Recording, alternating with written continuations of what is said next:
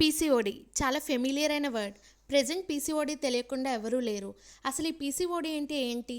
అసలు ఈ పీసీఓడి వల్ల సిమ్టమ్స్ ఎలా ఉంటాయో చూద్దాం. పీసీఓడి వల్ల హెయిర్ లాస్ అనేది ఎక్కువ ఉంటుంది. అలానే ఇన్ఫర్టిలిటీ, ఇంకా ఓవర్ వెయిట్ గెయిన్ అయిపోవడం, ఇంకా ఇర్రెగ్యులర్ పీరియడ్స్ రావడం, ఇలానే చాలా సిమ్టమ్స్ ఉన్నాయి. ఎవరికైతే పీరియడ్స్ డిలే అవుతుందో, ఇర్రెగ్యులర్గా వస్తున్నాయో అలాంటి వాళ్ళ కోసం ఇది ఒక బెస్ట్ డ్రింక్ అని చెప్పొచ్చు. మెయిన్గా మనకి ఈ డ్రింక్కి కావాల్సినవి 4 ఇంగ్రీడియంట్స్ మాత్రమే.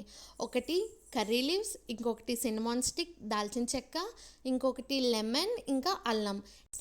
ఏంటి ఈ డ్రింక్తో పీరియడ్స్ వచ్చేస్తాయా అనుకోవచ్చు. ట్రై చేయండి, ట్రై చేస్తే తప్పేం లేదు కదా, మహా అయితే రిజల్ట్స్ వస్తాయి అంతే. పీసీఓడి ఉన్న వాళ్ళు ఫుడ్ని కూడా చాలా కంట్రోల్ చేసుకోవాలి. నాన్ వెజిటేరియన్, ఇంకా junk food, sugary items, coffee, alcohol and smoking, ఇలాంటివి పీసీఓడి ఉన్న వాళ్ళు ఈ ఫుడ్ని వాళ్ళ డైట్లో ఇంక్లూడ్ చేసుకుంటే వాళ్ళకి తగ్గే ఛాన్సెస్ అనేవి ఉంటాయి. హెర్బ్స్, ఇంకా గ్రీన్ లీఫీ వెజిటేబుల్స్, మకానా, ఇంకా ఫ్రూట్స్, ఇంకా ఫ్రూట్ జ్యూసెస్, ఇలాంటివి ఇంక్లూడ్ చేసుకోవాలి. ఇక్కడ బెస్ట్ ఫుడ్స్, ఇంకా foods to avoid for PCOD అనేది డిస్ప్లే చేశాను, ఒకసారి చూడండి. ఇక్కడ మన డ్రింక్ ఎంతవరకు అయిందంటే, ఇలా మనం ఆ 4 ఇంగ్రీడియంట్స్ని ఒక 2 గ్లాసెస్ వాటర్లో వేసుకొని మనం బాయిల్ చేసుకోవాలి. హై ఫ్లేమ్ మీద పెట్టకూడదు, మనం లో టు మీడియం ఫ్లేమ్లోనే వీటిని బాయిల్ చేసుకోవాలి. ఇక్కడ చూసారు కదా, మనకు వాటర్ లెవెల్ అనేది ఒక 1/4 వరకు తగ్గింది. మనం మధ్యలో వాటిని కలుపుతూ బాయిల్ చేసుకోవాలి. పీసీఓడి అనేది మన ప్రజెంట్ జనరేషన్లోనే ఎక్కువగా వస్తుంది. మన అమ్మమ్మ నానమ్మ నాటి కాలంలో చూసుకుంటే అసలు ఇలాంటివి ఒక్కటి కూడా లేవండి.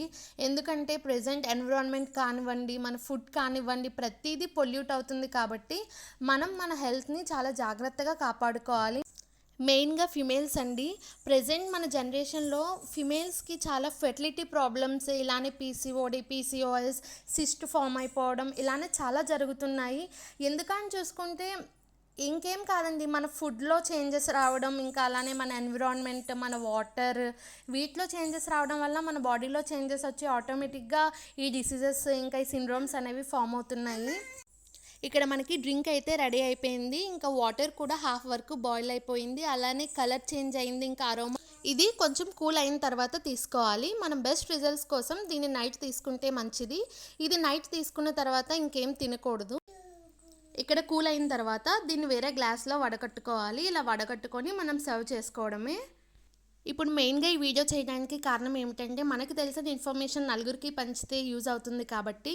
సో ఇది నేను ట్రై చేశాను, నాకు వర్క్ అయింది. సో మీరు కూడా ట్రై చేయండి, మీకు కూడా వర్క్ అవుతుంది. ఈ వీడియో మీకు యూస్ఫుల్ అనిపిస్తే please like, share and subscribe my channel.